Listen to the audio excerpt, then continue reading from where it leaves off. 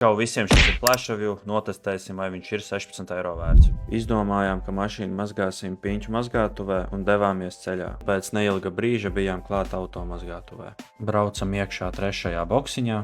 Jūs jau varat redzēt, kādi netīrumi un putekļi ir sakrājušies uz visa auto virsbūves. Pirms auto mazgāšanas parādīšu arī pašu plēšu žāvēšanas dvielīti.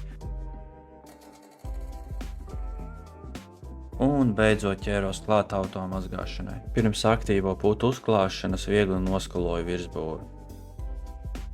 Beidzot arī mana mīļākā daļa - aktīvās putas. Kārtīgi noklāju visu mašīnu ar putām, un tālāk jau ar mazgāšanas sūkli notīru visus netīrumus no auto virsbūves. Tālāk jau kārtīgi noskaloju putas un uzklāju karsto vasku tādai pilnvērtīgai auto mazgāšanai.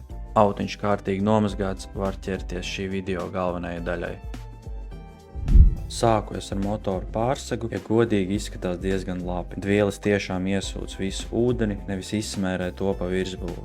Es pirmo reizi daru kaut ko šādu pēc auto mazgāšanas, bet rezultāts man patiešām iepriecināja. Noslauku arī auto aizmugurējo daļu, un jūs jau redzat, nepaliek pāri nevienas pilītes.